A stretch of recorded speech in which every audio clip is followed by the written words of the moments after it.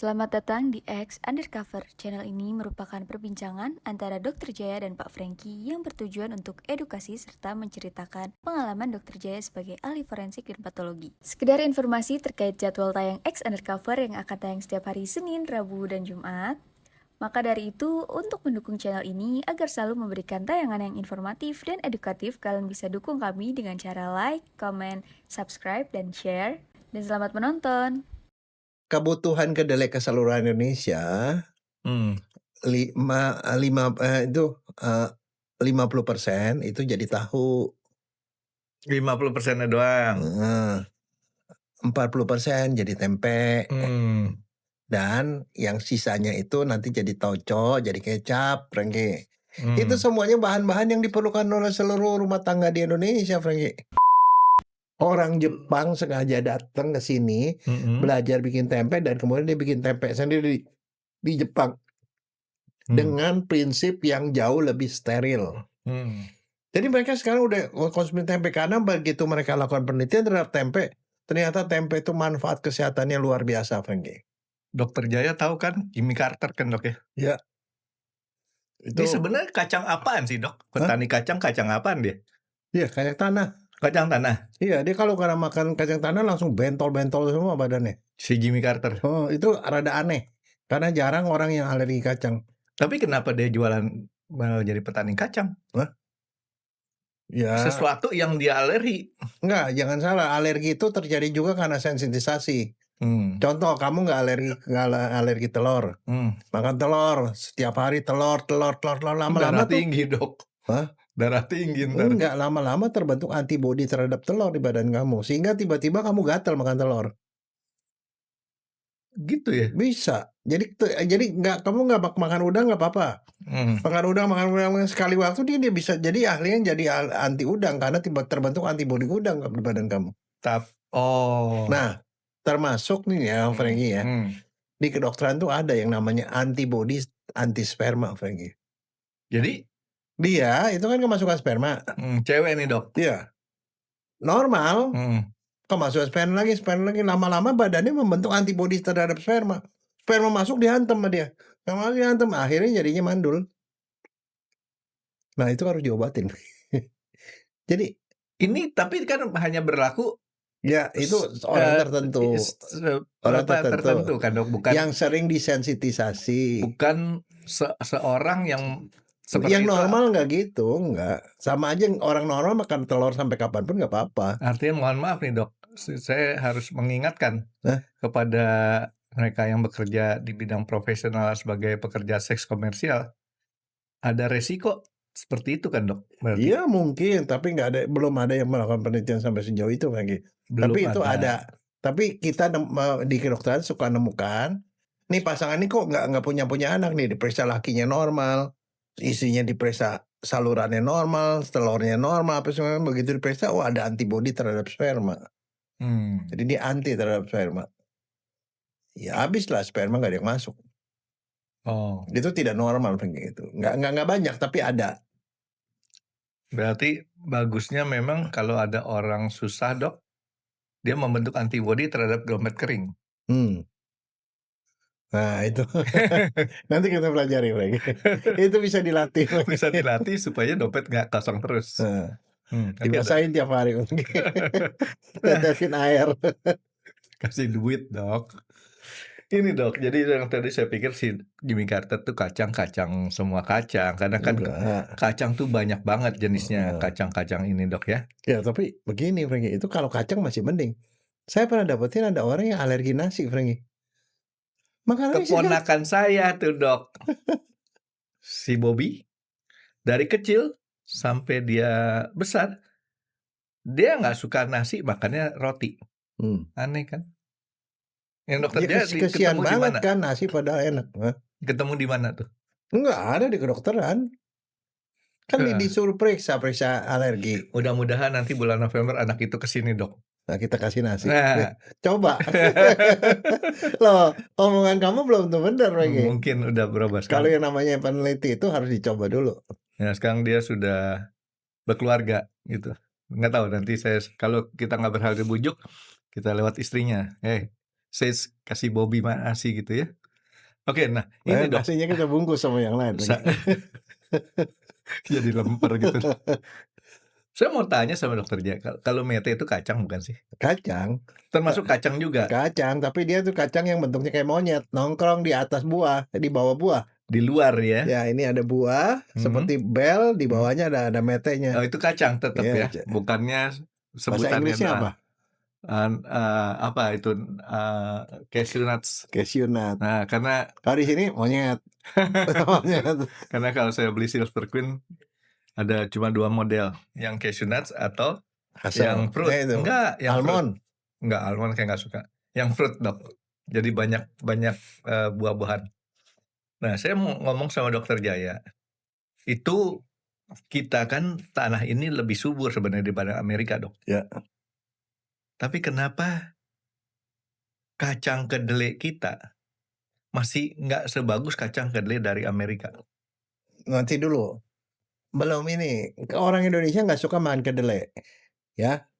Umumnya Kedelai nggak, berupa kacang.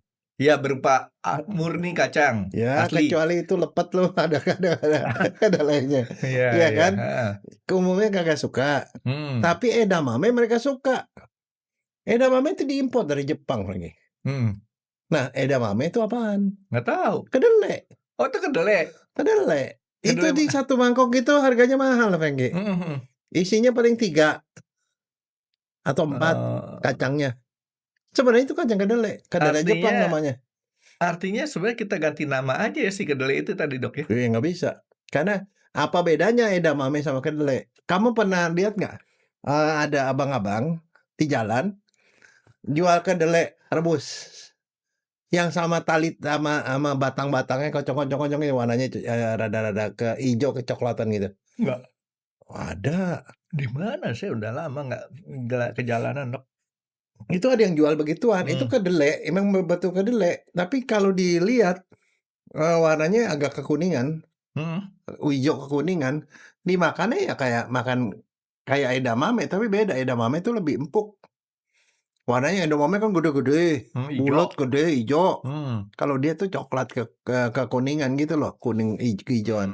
Jadi kacang kedelai itu apalagi kalau di daerah rada ke pinggiran ya, itu ada yang jualan kedelai rebus, Fengki. Sama batang-batangnya itu ada ituan kedelainya. Itu ya orang beli itu murah harganya. Dimakan kedelai rebus. Tapi itu beda sama edamame. Edamame itu cuma sedikit, isinya tuh paling bulirnya paling ada 3 atau 4. Dan kedelainya tuh rasanya empuk, gurih. Nah, sebenarnya apa bedanya itu kedelai edamame sama kedelai Indonesia? Jujur aja saya jarang makan kedelai mentah sih, Dok ya. Itu nggak mentah rebus. Kedelai rebus nggak tahu saya. Nggak tahu, nanti Nggak tahu. kapan-kapan ya. Nah, kan kalau edamame pernah makan dong? Edamame kalau dipaksa makan saya makan. Siapa yang masak? Itu anak sama istri. Ada yang lebih berkuasa dari kamu rupanya. Pasti. Kalau Bisa dipaksa. Saya malas bukanya tuh. Lo enggak, tapi itu enak, Franky. Nah, edamame itu adalah sebenarnya kedelai, cuman kedelai muda. Nah, jadi dia itu dipanen sebelum tua, sebelum dia jadi keras. Kalau udah jadi kedelai kan keras, dia masih muda, dipanen rasanya lebih empuk, lebih gurih dan lebih besar karena mengandung air lebih banyak. Dan itu dijadiin camilan buat orang Jepang. Direbus pakai garam sedikit, dimakan enak. Sampai cucu-cucu saya tuh, wah kalau ada edamame, wah udah pasti harganya mahal jauh. Nah sekarang begini, Indonesia kebutuhan kedelainya tinggi apa enggak? Luar biasa banyak. Luar biasa banyak. Di Indonesia doktor dan profesor ahli pertanian banyak apa enggak? Banyak. Banyak sekali. Ya itu cumannya kan produsennya jelas biasanya IPB kan. Iya. Nah kenapa kita nggak bisa menghasilkan kedelai? Kalau dulu sih, Dok, IPB itu kan memang mayoritas. Tapi sebenarnya kan dari sekarang ada universitas beberapa lain juga banyak ya. Cuman ya problemnya di kita tuh sarjana pertanian kita apalagi tahun 80-an. larinya ke bank kerjanya, Dok. Bukan ke bank, apa aja pokoknya. Apa juga Apa dia aja kecuali masuk. pertanian. Ya begitulah, Dok. Kecuali pertanian dan kecuali peternakan. Peternakan masih ada lah dikit. Tapi sekarang masalahnya tapi saya gini ya, ada satu masa kayak saya tanya sama teman saya, "Anak lu mau masukin mana?" "Gua mau masukin suruh IPB." "Loh, kenapa masuk IPB?" Saya bilang. "Masuk IPB itu paling enak," dia bilang, "sekolahnya cepet. Ya, 3 betul. tahun selesai, tambah 2 tahun lagi MBA. Udah S2, 5 tahun. Kalau masih jadi dokter, 5 tahun baru jadi dokter." Anak SMA aja MBA bisa, Dok. Hah? Memble aja. Bukan. MBA cewek. Apa? Zaman dulu dokter nggak tahu singkatan MBA. Perempuan umur 20 tahun MBA. Married because accident. By accident. Iya. Enggak, tapi IPB itu hebatnya. Dokternya paling banyak, budak-budak semua, profesornya paling banyak, tetapi yang kerja di pertanian terlalu sedikit. Nah, sekarang saya mau nanya nih, kira-kira nih. Tapi nanti kita undang lagi si Dokter Atik tuh. Biarin aja lah. Tapi kayak kenyataan, kita ngomong kenyataan loh, bukan apa-apa. Kenyataannya seperti itu. Nah, sekarang pertanyaannya, berapa banyak kita memerlukan kedelai? Ntar nanya sama saya nih, Dok. Iya, kira-kira Boleh aja. call a friend nggak? Janganlah. Saya nggak punya data, Dok. No, enggak, ini saya nggak nanya kamu sebagai awam. Siapa tahu kamu punya prediksi yang mendekati, kan dapat hadiah, Frankie. Oke. Setahun. Ya kira-kira mungkin 5 juta ton kali, Dok. Hampir. Benar ya? Tapi melesetnya cuma jauh. 3 juta ton. Ya kan 5 ke 3 deket, Dok. Ya bolehlah tetanggaan. Tapi tahu nggak produksi Indonesia berapa? Dan konyolnya nggak Iya, laku. Jangan konyolnya. Ini produksi dulu. Ini ke soal jumlah dulu nih. Ya sekitar mungkin 300.000 kali. Iya betul. 300.000 ton. Keperluannya 3 juta ton. Jadi kurangnya banyak. Nah makanya itu dia importnya dari mana? Dari Amerika. Amerika. 72% dari Amerika. Pasar paling gede ekspor Amerika ke Indonesia. Ya. Nah sekarang pertanyaannya, apa bedanya kedelai Indonesia sama kedelai itu saya Amerika? tahu. Secara fisik ini, Dok. Ya. Amerika gede-gede. Bulat. Iya, lebih besar-besar dia punya bulirannya, Dok. Bulat apa lonjong? Lonjong. Dia lonjong, gede-gede. Rasanya lebih enak. Iya. Lebih tahan, ya pokoknya lebih gurih lah itu. Yes. Nah sekarang yang jadi masalah adalah Indonesia kebutuhan kedelainya buat apaan? Dibikin kayak keripik gitu. Enggak lah. Karena kecil-kecil kedelainya. Iya, kebutuhan kedelai keseluruhan Indonesia 50% itu jadi tahu. 50% doang. 40% jadi tempe. Dan yang sisanya itu nanti jadi tauco, jadi kecap, Frankie. Itu semuanya bahan-bahan yang diperlukan oleh seluruh rumah tangga di Indonesia, Frankie. Yang lokal, produksi Enggak, lokal. seluruhnya, total seluruh. Itu dari kebutuhan. 3 juta tadi. Dari 3 juta, 1,5 juta jadi tahu tempe. Enggak, jadi tahu. Jadi ya 1/4 kali ya. Ya. Jadi tahu. 40% jadi tempe. Ya 1/4 lagi. 10%-nya itu jadi kecap dan jadi tauco. Itu semua makanan Indonesia semua, Frankie. Orang-orang yang di kelas bawah, menengah ke bawah, dan yang di atas juga sebenarnya sama. Tahu, tempe, kecap, mana ada makanan yang gak ada gituannya, Frankie. Kalau tahu mas saya paling suka. Nah sekarang yang jadi masalah satu, bukan itu sebenarnya. Yang di Amerika kenapa dia bisa gede-gede? Dia rekayasa genetik seingat saya, Dok. GMO. Genetically modified organism. Jadi ya kan? memang dia direkayasa genetik supaya tahan hama, dia lebih bagus hasilnya dan segala macam. Dan di sana di Amerika itu ditanam tuh buat pakan ternak. Mostly. Kebanyakan makan ternak, karena di sana mereka nggak makan tahu, nggak makan tempe. Di sini perlu dikasih ke sini. Nah sekarang pertanyaannya, kenapa di sini yang mana dari yang Amerika itu dibikin jadi tahu apa jadi tempe? Tempe. Jadi tempe. Karena Ah. kalau tempe pakai kedelai Indonesia hasilnya nggak bagus Kecil. Bentuknya nggak menarik. dan rasanya nggak kurang enak. Tapi kalau tahu, Nggak kalau dia ketahuan. pakai kalau dia nggak pakai yang lokal, yang lokal tuh lebih enak rasanya. Jadi tahu itu kebanyakan pakai yang lokal. Kalau tempe pakai yang GMO. Nah sekarang persepsi kamu soal GMO gimana? Kalau saya sih kan nggak terlalu masalah ya sama GMO ya. Artinya karena saya kan nggak baca sesuatu hal yang merugikan, makanya saya jarang baca, Dok. Cuek-cuek aja. Jadi kalau saya baca ntar saya jadi prinsipnya kalau nggak baca nggak takut, Dok. Nggak takut. Karena soalnya makin baca makin bodoh ya. Makin banyak tahu. Iya. Jadi makin bodoh kan, makin takut kan. Ya nggak usah baca. Nggak usah baca. Udah cuekin aja. Kan bisa. Untung kamu nggak ketemu Gus Dur loh. Apa, Dok? Gus Dur diomongin Iqra katanya. Gus Dur. Suruh baca. Gus Dur itu udah nggak punya penglihatan juga selalu baca, suruh orang lain bacain. Beliau itu idola saya, Dok. Enggak, tapi orang itu takut dengan GMO karena itu rekayasa genetik. Jangan-jangan itu mempengaruhi DNA kita. Juga orang takut jadi kanker. Orang takut tuh jadi ada resisten antibiotik, orang takut jadi alergi dan lain-lain. Tapi sejauh ini ya, saya nggak ngomong sampai penelitian yang terakhir juga nggak tahu, belum ada bukti yang pasti bahwa itu memang berbahaya. Tapi orang warning, tapi selalu harus ada di labelnya bahwa ini adalah GMO. Ada tandanya, Franky.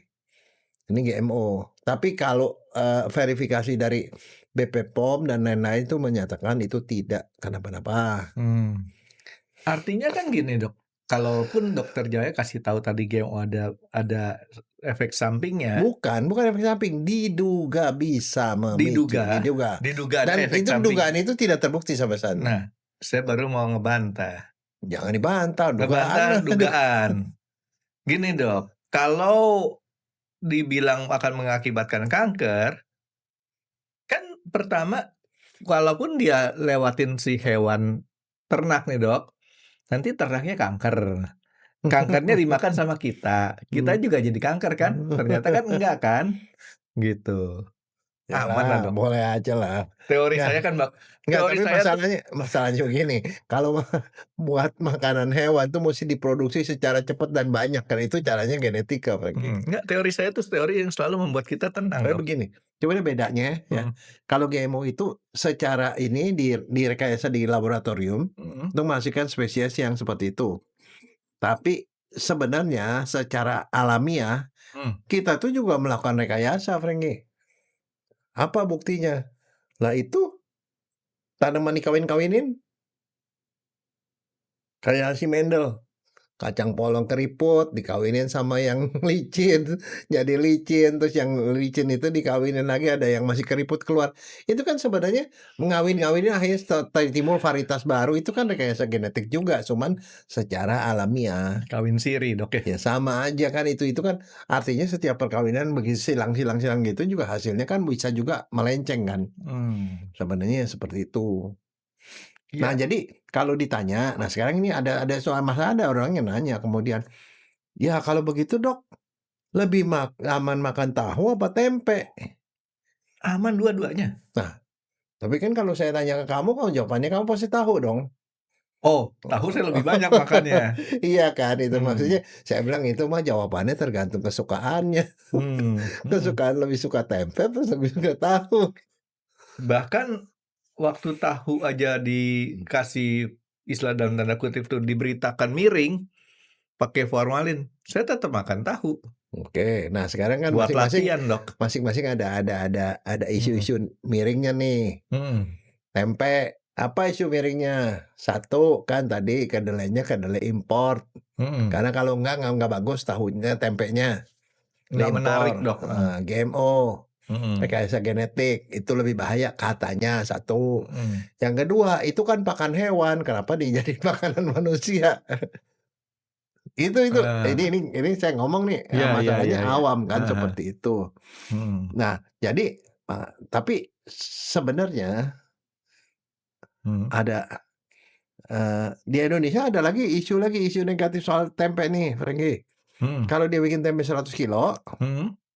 katanya 3 kilo dikasih batu, Franky. 3 kilo kasih batu. Iya, jadi kan cuman perlu bahannya cuma 97 kilo, Franky. Mungkin Betul apa enggak pertanyaan? enggak. Betul. Wah, Batu kerikil maksud dokter, batu i halus kan? iya, pernah nggak makan tempe terus cuma ada batunya? Enggak. Ada. Makanya beli tempe yang certified, Dok. Enggak, kalau kan itu kan tergantung pabriknya. Nah, Tapi kalau betul. yang pembuatan tradisional tuh emang itu ada praktek itu, Franky. Mungkin kita dianggapnya kayak unggas kali, Dok, ya? Mmm, ya iya buat ngancurin kali. Iya. Enggak, tapi itu adalah ulah Mhm. dari orang-orang yang mau nyari untung. Mmm, Karena batu kerikil tuh lebih murah daripada kedelai, Franky. iya. Tapi lama-lama batunya habis. Enggak, Oke, jadi tapi itu isu-isu miring tuh ini isu yang beredar di di masyarakat. pembicaraan orang nih, Dok, ya? Iya, orang ngomong Saya baru tahu tuh, Dok. tok itu. Waduh, gigi gua berarti ada batu hitam. Jangankan itu, Dok, tadi saya makan kan kita makan makan pastel, Hmm. merek ternama. Di dalam pastelnya ada ginian ini. Hah? Iya, itu kamu kurang beruntung, yang beruntung ada berlian, Franky. Hmm, Untung kan kamu. Tapi kalau misalnya makan gado-gado ada kerikilnya, itu udah pantas. iya. Cobeknya lepas atau cobeknya atau itu Itu nambah kalsium, Dok. Kita kita anggap aja suatu hal yang baik buat kita. ya, Oke, kan jadi kita kan turunan unggas juga, Franky. nah itu dia makanya saya bilang kalau misalkan itu memang saya baru tahu loh dicampur sama kerikil. Ada, kamu Tujuannya cari aja di internet ada tujuannya tuh. supaya istilahnya tambah berat gitu kan, Dok, ya? Iya, supaya lebih untung. Lebih untung. Tapi kalau sebagai saya produsen tempe, saya akan jaga kualitas supaya lebih untungnya orang beli ke kita lebih banyak. Kalau mau beli lebih banyak gampang, ditambahin batu berlian. Mmm. Nah, dari 1.000 orang yang makan ada 1 yang beruntung. Wah, habis itu semua orang makan tempe, Franky. Mmm, Percaya nggak kamu? betul betul betul, Dok. Nah, Itu kan pakai labelnya Franky lagi itu ya, belilah tempe Franky, tempe ada Franky. batu cincinnya di dalam. Cia, asik keren kan? Begitu dipotong, ada gitu ya. Oke, nah sekarang sih, Dok, ini kalau misalkan tadi kita bicara si tempe, tahu. Kita bicara tempe dulu nih, Dok. Ya, Karena tempe itu lebih murni makanan lokal Indonesia. ya. Nggak, Sedang memang murni asli. iya, tapi kalau tahu kan import, Dok. Dari Asli Cina itu, Dok. itu udah dari sejak zaman ribuan tahun yang lalu, 2.200 tahun yang lalu, Franky, di Jawa. Itu tempe khas Jawa, Franky. Ah, setuju setuju. Sorry, itu tempe itu khas Jawa. Tapi sekarang produsen tempe itu bukan cuma di Indonesia, Franky. Tempe komersil nih, Dok. Ya, Mhm. dari mana? Ya, pokoknya di Indonesia tuh saya memang Produsennya tuh Jerman, Amerika, tapi orang Jepang. Indonesia di sana. Enggak. Orang Jepang sengaja datang ke sini Mhm. belajar bikin tempe dan kemudian dia bikin tempe sendiri di Jepang dengan prinsip yang jauh lebih steril. Jadi mereka sekarang udah konsumsi tempe karena begitu mereka lakukan penelitian terhadap tempe, ternyata tempe itu manfaat kesehatannya luar biasa, Franky. Dia itu makanan fermentasi. Isinya karbohidrat, tapi karbohidrat yang nggak bisa dicerna. Jadi dia termasuk prebiotik. Si tempe tadi. Dia mengandung vitamin A, B, C, vitamin K, ada kalsium, ada besi, ada magnesium, ada seng. Nah, di situ ada itu antioksidan, isoflavon namanya. Ya, nyesel nih, Dok, saya, Dok. Wah, bisa bikin kulit mulus, Franky, meningkatkan kekebalan, menurunkan gula darah, menurunkan kolesterol, mencegah penyakit jantung. Hmm. Jadi ada banyak sekali mencegah sembelit. Jadi itu efek positif banyak sehingga di Jepang itu dibikin sama mereka Tempe yang diproduksi dengan cara Indonesia nih dok ya? Ya dia cara belajar itu tapi di sana dibikin di dalam pabrik lah. Iya, artinya kan metodenya sama. Metodenya sama. Cuman mungkin dia lebih higienis. Lebih higienis, lebih steril dan segala macam. Jadi hasilnya pun bagus gitu. Nggak pakai Mungkin bau kaki ya dok ya? mungkin oh iya itu. Ya tapi mungkin yang bikin enak itu justru bau kakinya. Iya. Barangkali. Kan ngupas kulit kedelai katanya diinjek-injek tuh. Loh, soalnya enggak ya memang begitu. Tapi tahu ada tahu kuning Frank. Dari kunyit. Tahu kunyit. Di mana? Asli mana tuh? Khas itu. Cina. Kediri. Oh, tahu lim. Nah, itu tahu kuning emang dikasih kunyit. Jadi udah jadi tahu dikasih kunyit. Tunggu dulu nih dok, saya mau masalah tempe tadi dok.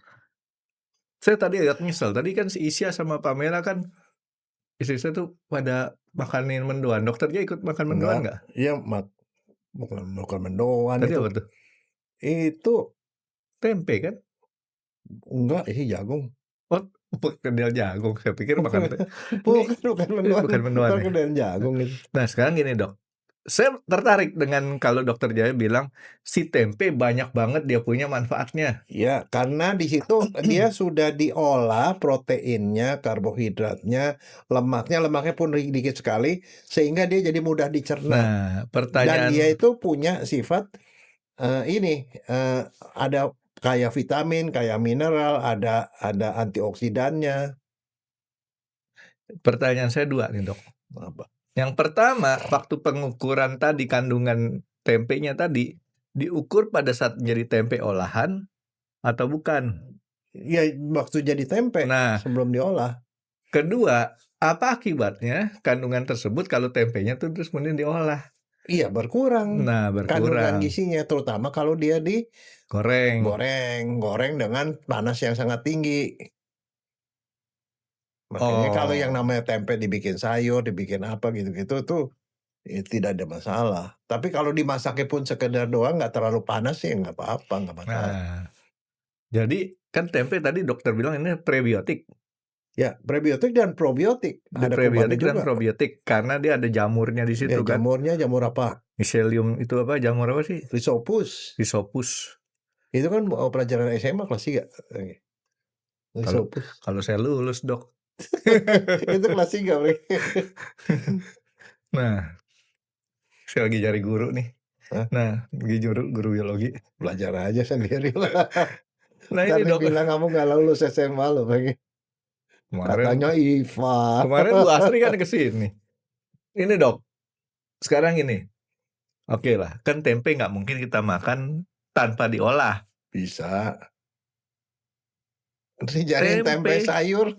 Itu kan tetap diolah. Ya, artinya tempe yang paling kecil terpapar panasnya kalau kita oseng-oseng. Ya kan? Karena kan apinya api kecil. Atau digoreng tapi tebal. Sekarang nih sejak zaman susah nih, itu tukang tempe goreng itu paling pintar. Dia bikin tempenya sampai setipisnya 1 mikron. Bukan main tuh. Itu tepungnya yang banyak. Tempenya mah kagak berasa. Loh, yang kayak begitu udah itu panasnya kan setengah mati. Oke, jadi artinya saya ambil kesimpulan gini dok. Kita boleh goreng tempe garing, tapi dibikin justru tebal. Iya. Karena apa? Yang garingnya kan kulitnya, tengahnya kan tetap masih berupa tempe. Iya. Dan tetap masih enak tuh dok. Kira-kira gitu kan dok ya, supaya betul. Mengakalin supaya kandungan manfaat tadi nggak berkurang banyak. Iya. Gitu. Atau dibikin mendoan. Ya, dan satu lagi, kalau beli tempe itu jangan dimasaknya tuh terlalu lama, Frank. Walaupun kamu masukin kulkas, pernah ngelihat nggak sih tempenya masih bagus gitu, tapi kalau udah dimasukin kulkas lama, itu miseliumnya itu udah mulai coklat-coklat, hitam-hitam. Iya, yang itu udah nggak layak makan, Frank. Itu udah numbuh kuman jamur lain.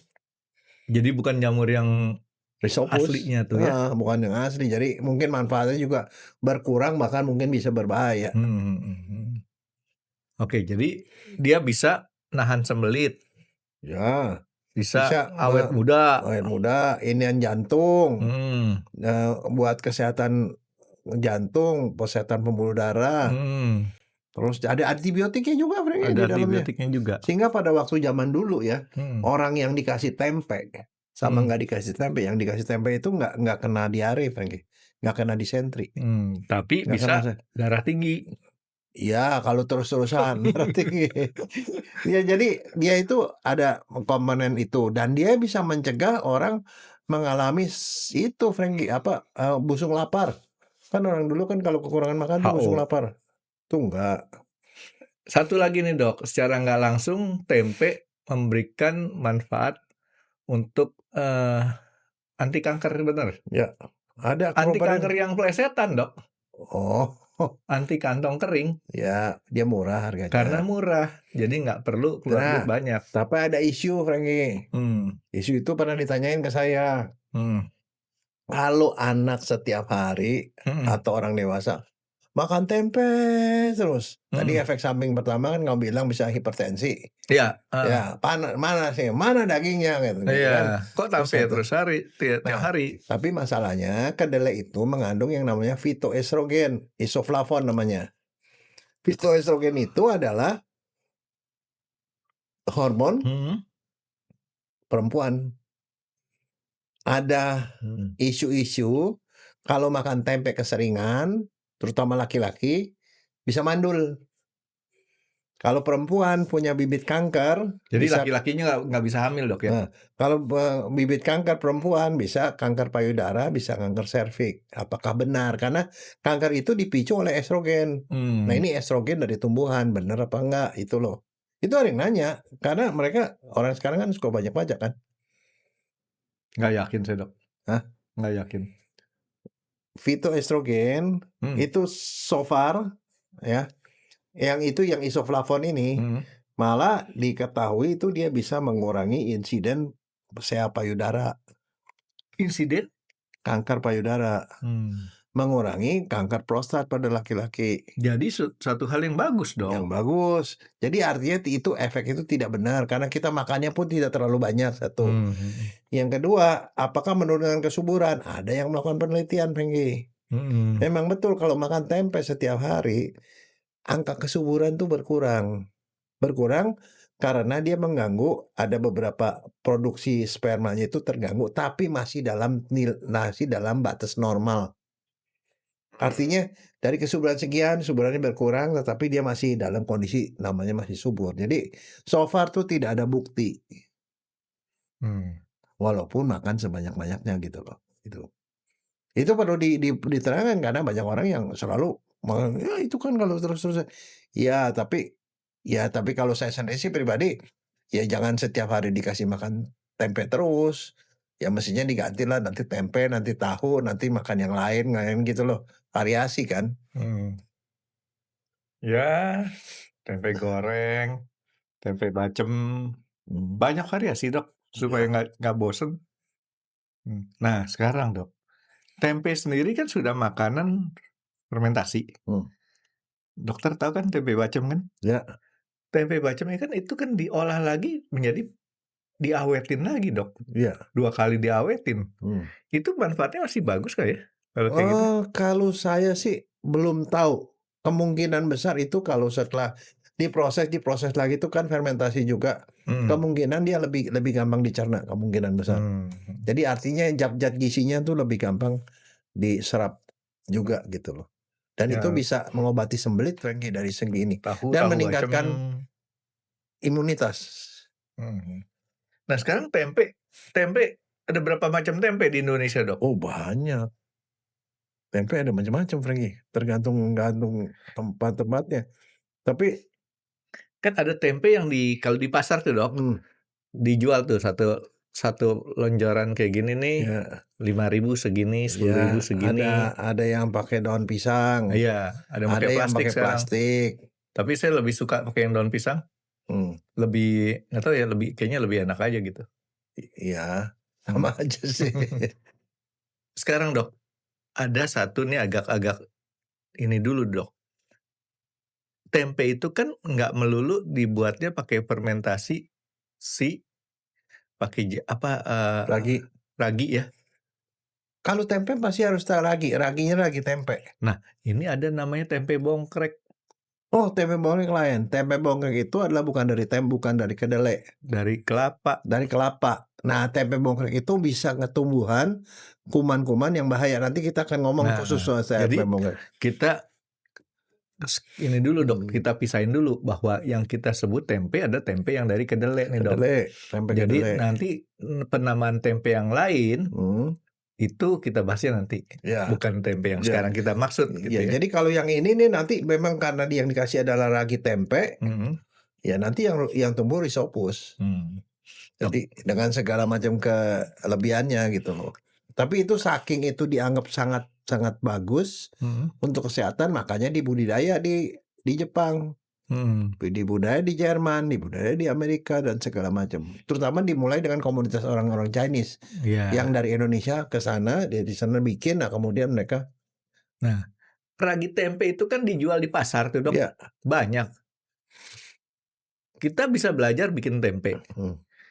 Mungkin nggak sih jadi tempe yang berbeda kalau kita melakukan suatu hal pembuatan yang salah? Jadinya tempe yang berbahaya gitu. Bisa. Itu soalnya masalah itu soal sterilitas dan lain-lain. Itu bisa keluar, jadi akhirnya yang keluar bukan jamur itu, jamur yang lain, atau jamur itu tercemar dengan jamur lain, bisa aja. Jadi artinya memang ada apa prinsip pembuatan yang benar gitu ya, itu yang harus diikuti. Jadi kalau kita mau praktikum tempe, belajar yang benar daripada nanti istilahnya jadi tempe racun Dok ya. Ya. Tapi ingat satu, tempe itu adalah khas Jawa. Jadi aslinya di Indonesia memang. Udah ribuan tahun lagi. Sama 2.200 tahun yang lalu katanya sudah ada tempe. Nah, itu tempe itu nomor 2. Yang pertama tuh tahu. Tahu tuh dari mana, Feng? Dari Cina. Tahu tuh dari Cina, dari Hokkien. Tapi saya mau tanya dulu nih sama Dokter Jaya mengenai bahasa. Supaya Dokter Jaya ada refreshing sedikit. Bisa bikin nggak satu kalimat dengan 100 huruf T? Di depannya kata yang ada 100 huruf T. Nggak tahu. Apaan? Gampang Dok.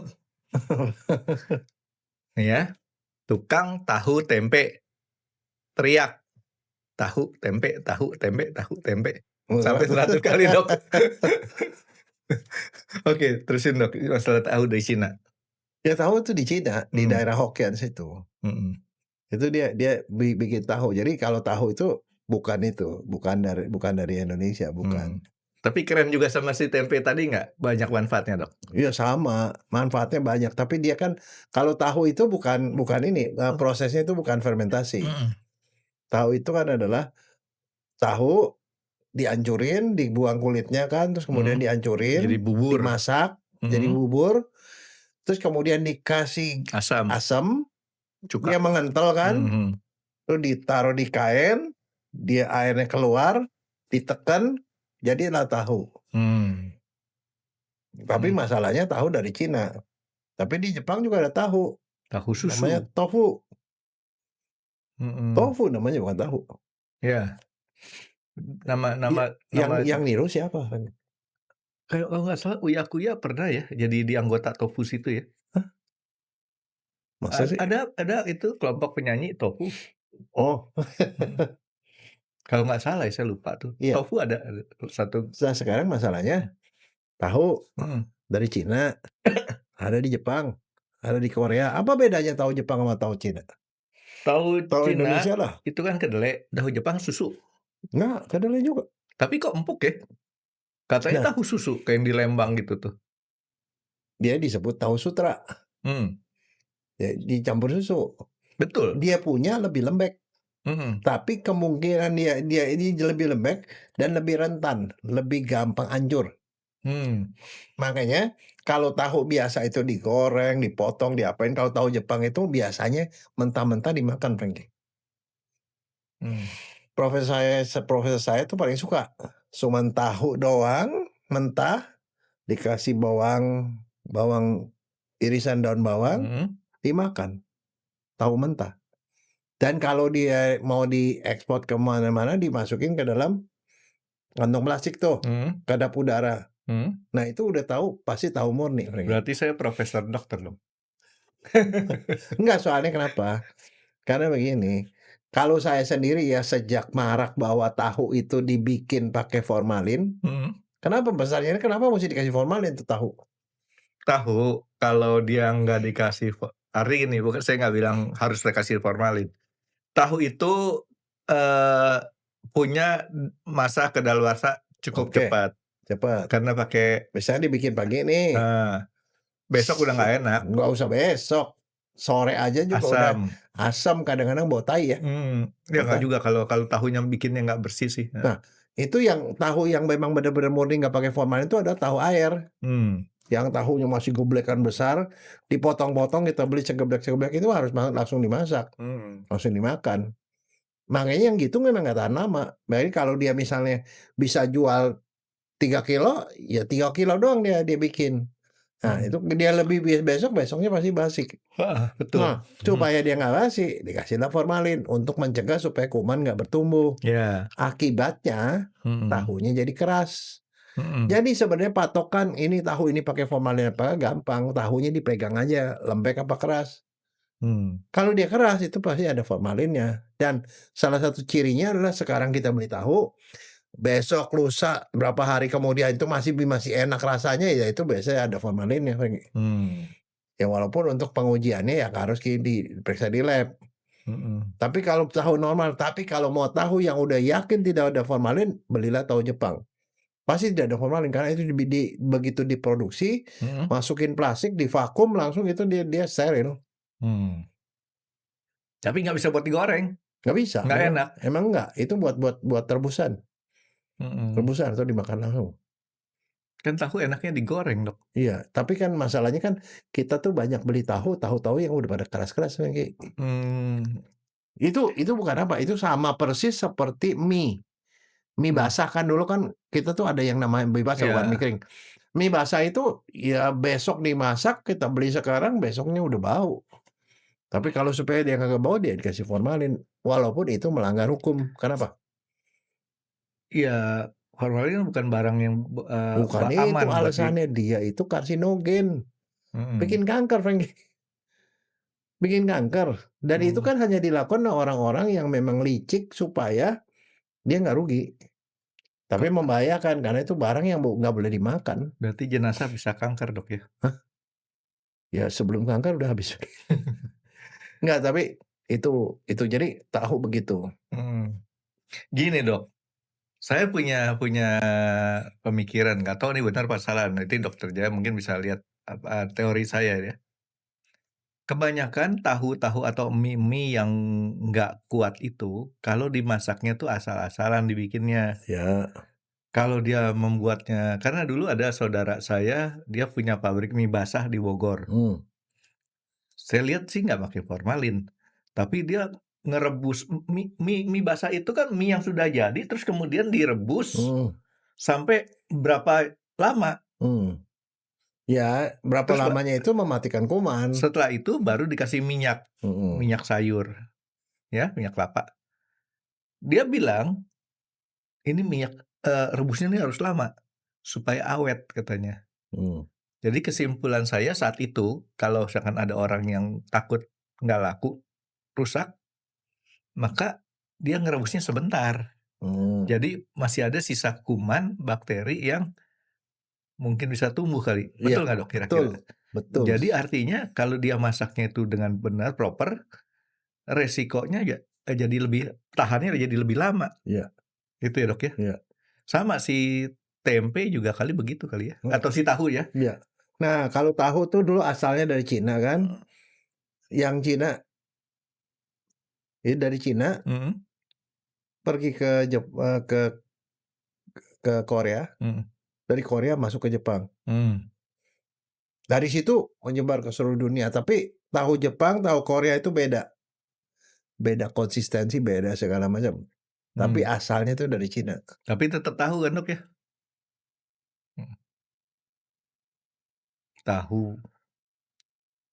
Di Indonesia kalau tahu Sumedang itu udah Nah, apa bedanya tahu Sumedang sama tahu lain? Kenapa tahu Sumedang lebih enak? gurih, Dok. Ya, gurih. Dikasih bumbu-bumbu kan? Hah? Atasnya tuh Bukan itu. Tahu Sumedang itu dia dibikin itu 100% itu dari kedelai lokal.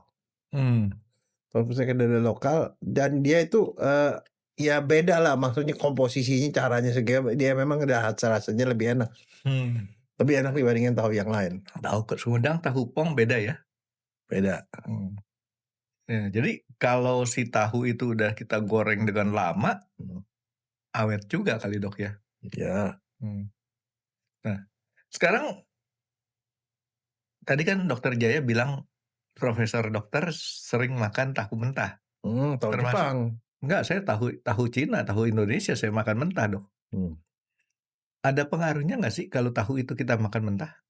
Tidak. Tidak ada. Kalau selama tuh tahunya itu memang dibikinnya dengan baik gitu ya. Dan bukan tahu yang sudah lama. Nggak ada masalah. Saya biasanya kadang-kadang nih, Dok, ya. Tahu yang beli di pasar itu kan ada 2 macam, tahu putih atau tahu kuning terserah lah. Sampai rumah saya cuci. Bisa kalau tahu yang kotak kuning segede-gede gini bisa 2-3 biji saya makan mentah bisa tuh, Dok. Menurut saya udah enak. Atau kalau enggak dulu sering kali tahu saya kukus kalau tahu kuning. Nah, apa bedanya, Dok, kandungannya kalau dikukus sama digoreng? Nah, kalau dikukus yang jelas itu lebih sehat. Karena tidak ada lemak. Penggorengan itu menyebabkan lemak yang normal itu menjadi lemak trans. Lemak trans itu bisa membahayakan jantung. Itu Artinya aja. kalau saya bikin tahu jadi tahu bakso, lebih sehat daripada batagor. Ya. Gorengannya itu nggak bagus, apalagi kalau itunya minyaknya dipakai berulang-ulang. Enggak. Ya, Berulang-ulang. kalau tukang-tukang sih. Apalagi supaya dia jadi garing ditambahin plastik. Itu lebih mantap lagi. Lo garing bener. Serius lagi. Sudah pernah lihat nggak? Ada tuh kan itu videonya lagi. Panas malam ini masukin plastik, satu kantong plastik. Pluk. Saya bukan melihat, ini makanan beda, Dok. Dokter Jaya tahu cakwe kan? Saya pernah beli cakwe. Terus kemudian cakwe itu kelupaan. Garingnya sampai besok, Dok. Wah, mantap tuh. Setelah itu saya nggak beli lagi cakwe di situ. Nggak, tapi ada satu ya. Pernah nggak sih ngerasain makan cakwe itu yang baunya bau amoniak lagi? Bau cat rambut, orang-orang iniin keriting rambut tuh. Enggak, belum pernah. Ada yang begitu, saya juga nggak tahu tuh dipakai apaan sama dia. Bau Saya amoniak. setahu Amoniak kan saya sih- bau. Iya, bau nggak enak. Saya makan cakwe sih selama ini sih enak-enak aja, Dok. Cuman ada satu tempat cakwe yang tadi saya bilang di daerah kota ya.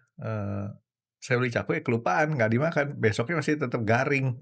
Setelah itu saya nggak beli lagi di situ. Ya udah kasih aja, kamu apain? Buang. Karena Bagus. saya udah curiga, ini pasti pakai plastik nih. Masa iya, Dok? Terigu digoreng sampai besoknya masih tetap garing? Kan nggak mungkin. Magic terigu. Magic flour. Magic flour. Nah sekarang ini, Dok. Sekarang si tahu, balik lagi ke tahu nih, Dok. Tahu dari Cina tadi, Dok. Tadi dokter dia bilang ada tahu Jepang, Korea, sama Cina. Jepang saya sering lihat tahu Jepang. Di supermarket banyak tahu Jepang. Walaupun mungkin udah buatan Indonesia nih, Dok, ya. Korea tahunya kayak apa, Dok? Saya nggak pernah lihat. Tapi ada yang klaim Oh. bahwa itu tahu Korea. Nah, terus kemudian tahu yang ada di Indonesia ada disebut tahu Cina. Tahu nggak tahu Cina? Ya, yang tipis 1 senti, kuning, kotak kira-kira 15 cm kali 15 cm, kuning keras. Itu sama nggak manfaatnya atau dia punya ini ya kandungannya dengan saya tidak bisa tahu karena saya tidak pernah nge-browsing soal itu. Tapi enaknya ya itu memang lain, itu dipotong miring dimasak buat pakai serasin. Ya saya nggak tahu, tapi Kan kalau tahu Cina satu lagi tuh yang dibungkus sama kain itu loh. putih, itu tahu Saya yang nggak tahu itu proses. Kita kalau mau tahu itu benar apa enggak prosesnya itu ya kita mesti lihat ke situ. Tapi bedanya adalah tahu itu lebih keras. Tapi saya kasih resepnya sedikit ya, Dok, buat yang suka makanan halal. Tahu Cina yang kuning tadi dipotong, kira-kira dipotong 1 sentian. Irisan Ya, miring. kira-kira segede gini. Mau miring itu kan bentuk kira-kira segede segini deh ya. Udah jadi banyak. Terus beli sayur asin. Sayur asin yang cukup asin, dipotong juga, diiris. Kalau masakan Cina itu gampang. Bawang Bawang putih sama jahe. Udah jahe bawang putih ditumis, masukin tahunya, masukin sayur asinnya, jadi kasih garam udah. Enak udah, Dok. Jadi tuh. Makanan waktu kecil dulu. Ya, disebutnya makanan peranakan. Terus sekarang. Kalau saya sih udah nggak pernah makan lagi, udah lama begitu. Bikin loh, Dok. Kemarin saya udah bikin kok. Bikin sendiri saya. Kalau masakan-masakan masa kecil itu kalau dicari di restoran susah. Jadi saya masak sendiri.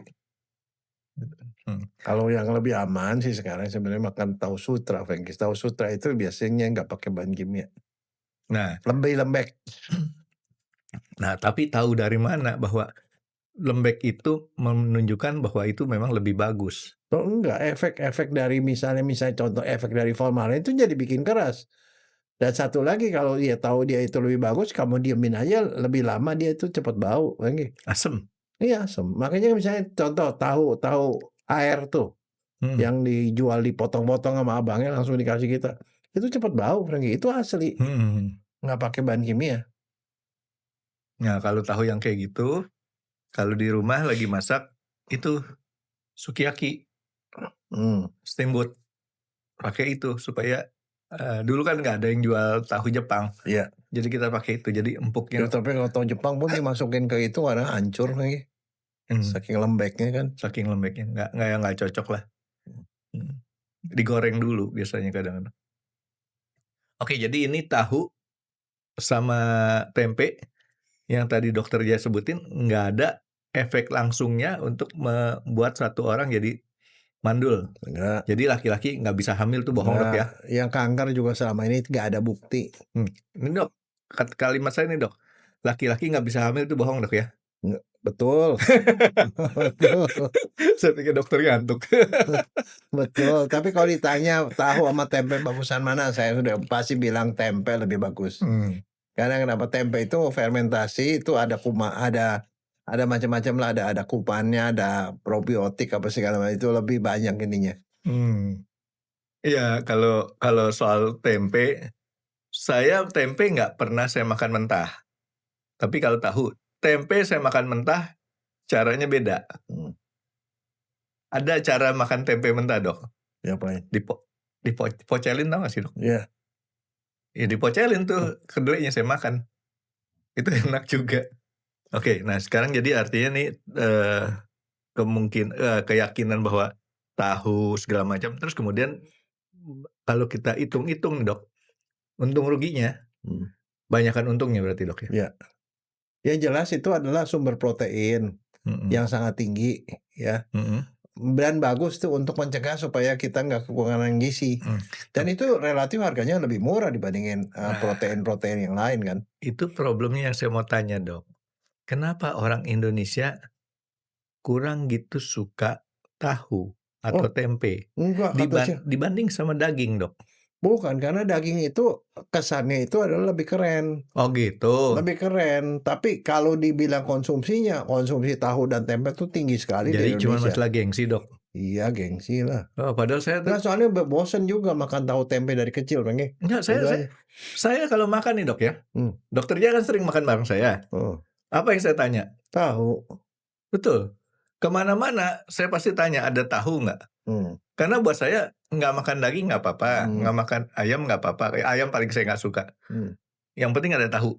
Nah ini tahu ini gara-gara saya sering makan tahu. Ini ada istrinya teman saya, Dok. Makanya si Frankie tuh lembek kayak tahu katanya. Badan saya Enggak, lembek maksudnya. tapi ada satu Frankie, ini satu itu yang label yang salah sebenarnya. Ada masanya kita dibilang yang namanya mental tempe, itu salah. Tempe itu adalah kebanggaan nasional sebenarnya, karena nilai gizinya tinggi, sampai kan itu diambil sama orang Jepang, diambil sama orang Jerman, diambil sama orang Amerika, karena mereka tahu itu nilai gizinya bagus sekali. Itu bener banget tuh Dan waktu. kalau dibilang mental tempe gitu, itu salah. Kalau menurut saya itu mestinya kebanggaan, mestinya bisa dijadiin sejenis kimchi gitu loh, seperti kayak orang Korea. Itu bener banget dok. Saya ingat waktu SMA kelas 1 ada teman saya nakal, tapi agak on gitu. Dibilang sama guru bahasa Indonesia, mental tempe kamu. Betul omongannya. Lebih konyol lagi dilanjutin. Tahu tempe dibuatnya gimana? Dijawab sama tuh anak. Diinjak-injak bu. Makanya tadi saya bilang dok, bawa kaki nggak tuh? Enggak, tapi kalau yang modern itu nggak diinjak-injak, jadi pakai mesin. Iya. Mesin dihancurin, soalnya kulitnya itu perlu dicopotin supaya fermentasinya berjalan dengan baik. Tapi kulitnya juga kan harusnya bisa dimanfaatin ya. Oh bisa. Buat makanan babi. Oke dok, jadi sekarang gimana dok? Dokter mau anjurin orang-orang lebih sering makan tempe tahu? Ya, karena itu tahu, tempe, dan satu lagi jangan lupa yang murah juga, telur. Itu untuk kandungan protein. Iya. Nah sekarang, karena kalau proteinnya kurang tinggi, Frankie, otak kita nggak pernah bisa naik IQ-nya, Frankie. Tapi saya makan otak terus juga nggak nambah-nambah IQ-nya. Kurang lah. Kamu defisit otaknya 200 gram. Kamu makannya 100 gram. Kecil. Orang potongan daging. Itu mestinya kamu otaknya satu gede gitu loh. Masak sendiri. Ngeri dok. Sekarang dok saya mau tanya. Dokter dia pernah nggak belajarin keuntungan tahu tempe dibanding sama daging? Enggak. Apa kelebihan kekurangannya belum? Belum. Yang jelas harganya beda. Nah, yang saya pernah baca sih dok, lemaknya rendah. Betul ya, dok ya. Tempe juga lemaknya rendah. Proteinnya tinggi. Karbohidratnya rendah. Adapun karbohidratnya itu tidak bisa diserap, jadi itu bagus buat pencernaan. Dan satu, meningkatkan daya tahan. Vitamin D? Bukan. Tahu tempe itu meningkatkan daya tahan. Berarti saya nggak salah ya, makanan hobi saya tuh tahu ya. Ya. Oke dok. Jadi artinya kita harus lebih mau biasa makan tahu tempe dibandingin kita makan daging. Nah, cuman saya berpikir gini, 100 gram tahu tempe apakah sama dengan 100 gram daging gitu kan? Nah itu nanti kamu mesti lihat komposisinya. Komposisinya ya. Ya, proteinnya berapa banyak. Tapi tetap aja ada beda. Yang namanya daging itu protein hewani. Kalau itu ada protein nabati. Ada bedanya. Ada beberapa protein hewani yang kita perlukan. Jadi sebenarnya tetap aja itu harus kombinasi. Tapi ya artinya tetap nggak boleh Ya ada beberapa asam amino esensial yang hanya ada di binatang. Tidak ada yang di tumbuhan gitu. Jadi ya mesti menu seimbang lah. Oke dok, kalau saya sih nggak ada masalah dok. Jadi kalau saya tuh memang hobinya makan tahu ya saya akan lanjutin makan tahu itu terus. Tapi ya orang-orang lain saya nggak tahu deh dok. Tapi mudah-mudahan setelah dapat pencerahan dari dokter Jaya, saingan saya bertambah dok. Ya. Terima kasih sudah menonton X Undercover. Jangan lupa like, comment, dan subscribe. Dan ditunggu ya video-video kami selanjutnya. Nah, buat kalian, jika ada pertanyaan untuk Dr. Jaya, boleh banget komen di bawah. See you guys!